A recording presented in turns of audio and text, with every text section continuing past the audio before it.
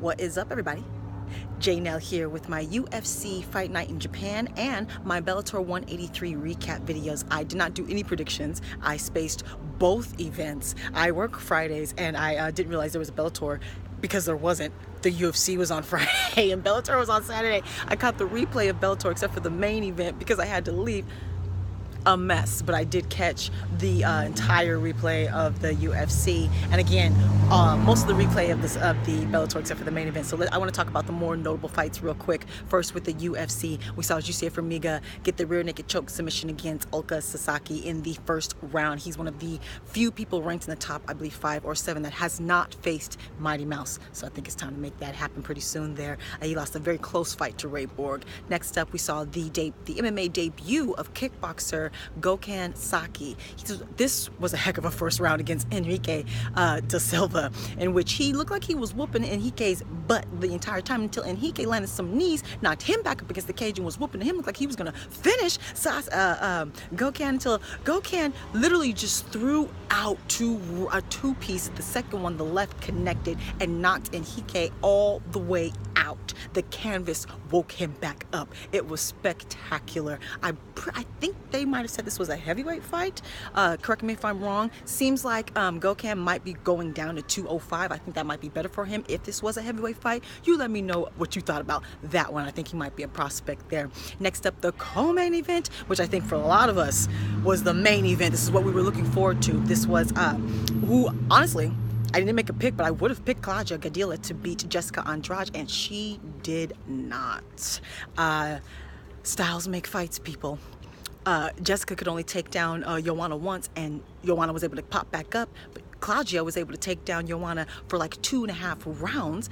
Jessica able to take down Claudia because she just simply out-muscled her. She was just simply strong. I'm not going to say there was no technique with her black belt in Brazilian Jiu-Jitsu, but it was a strength advantage, and it was clear and present. Now, the first round you could give to Claudia. I'm not quite, I have to look at the time, how long she got the better of the stand-up game, which I did not expect at all. Claudia's been working on her boxing. She had a slick, very quick jab. She had some striking from some odd angles and things that I don't think any of us expected, including Jessica. She actually drew blood and clocked Jessica a few times in that first round. Jessica was able to, I mean, just somersault, WWE slam, pick her up, flip her around in the air, slam her back down, and when she got her on the ground and pound. It happened towards the end of the first, and it happened all of the second and all of the third. Claudia, with her skill, there were moments where she could try to reverse, try to give up the back, try to move, but again, Jessica just simply out-muscled her. She would just move her back into position. She would just kick her off of her. She would just, it was a fantastic showing for Jessica Andrade. And if you remember a couple of my videos back, I said there's some fights we need to see. I need to see Carolina against, I believe, Jessica against Claudia. That was the main one I said we needed to see. Rose hasn't fought Claudia. You know, there's that top 4 or 5 up there. And fights need to happen. Now that we got Thug Rose fighting the champion, Miss JJ, we'll see how that plays out too. But the straw weight division is exciting. It's fun to watch. These ladies are highly skilled. Upsets, because I believe Jessica was an underdog here. I'm looking forward to what's to come in the strawweight division and the women's flyweight division. Now, main event, and we saw OSP over in St. Preux get a first round Von Fluke choke, another one against Yushin Okami. Yushin Okami, I believe, was like on a 4-fight winning streak. This ended in the first round, a little filling out period. OSP got him down to the ground, and actually didn't look like he was going for that, but just the position kind of presented itself there, because again, Yushin made the mistake of keeping the arm over the head of OSP, and I was like, you better let that go. You know he's gonna Von Fluke you. And that's exactly what happened. Tap in the first round. Opens has gotten it 3 times. The man that the choke is named after only got it once. Let's call it the OSP choke. All right. Real quick, with the Bellator 183, we saw Aaron Pico, who had a disappointing debut, highly touted, 20 years old, and getting KO'd in his first fight in the first round, getting that back and KOing his opponent in his first round in his second fight here. So good for Aaron Pico. I think he is one to watch. He has a great team around him, great support base. So I think he is one to watch. We saw Paul Daly get the KO victory against Lawrence Larkin. Lawrence Larkin, who who I believe was winning the first round. More diversity in strikes. There was a lot of kicks given by both men, but I thought Lawrence might have been working it a little bit better. Neither one of them was really checking the kicks, but I thought Lawrence landed more, higher percentage, more powerful, more accurate. So Lawrence to me won the first round, but the second round was kind of more the same. They were going back and forth.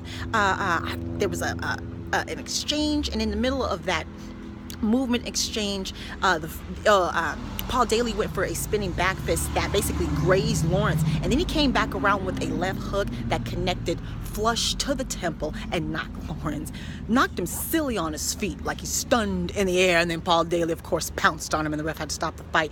Great, I believe it was a TKO victory. Someone correct me if I'm wrong, if it was KO, if he actually knocked him out or not. Great victory for Paul Daly, of course, continuing to call out MVP when it was him that pulled out of the last fight. So I don't know what's going to go on there, but I'm about to be over it. Hopefully he does fight MVP at one point. They brought out, of course, Rory McDonald and Douglas Lima, who will be fighting for that welterweight championship. Ew, not a Rory McDonald. All right, I'll make that prediction when I get to it. Now, we saw the Bellator debut of Roy Nelson, Big Country, and against Javi Ayala. And Javi Ayala, he's 25 years old. He needs to... He's got a great chin. He won the first round. He's actually quite mobile. Has some nice looking kicks for a heavyweight, especially with his body type. I think he gets in there. I don't know what his training schedule like, what his money is like, if he's able to train full time. But it seems like if he could just slam down, get that cardio together, work on that power, that strength. These kicks, these punches, these things he was landing, he had a kind of a nice accuracy as well. Working the head body with Roy Nelson, landing flush in that first round, man. Roy took him down. At one point, he tried to take him down. I was like, don't do that. And he realized it too, and he disengaged and went back to the stand-up game in space where he was winning. That was the first round. Second round, Roy seemed like he got more comfortable, found his range a bit, started working his stand-up game, landed some punches enough to get Ayala to look at his punching so he could take him down. And when he did, Ayala really didn't have anything for him. Roy just basically overwhelmed him with his top game, the working him head body, a lot of body work, which I thought was impressive.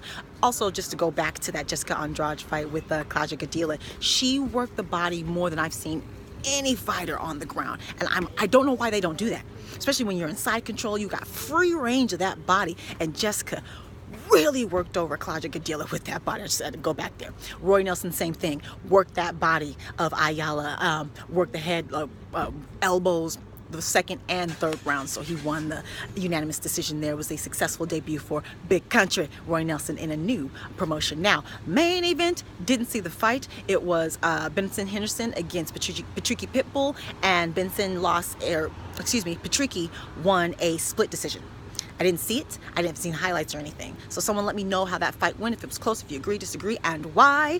And follow me on, I will have predictions coming up. I totally dropped the ball. But you know, we got that Tony Ferguson, Kevin Lee coming up. We got the Musasi debut and Bellator coming up. We also got the Wolf. I will not drop the ball like to this degree again. So follow me on Facebook, Twitter, and Instagram. I am now on Snapchat. Subscribe, like, talk to me. Take care. Goodbye.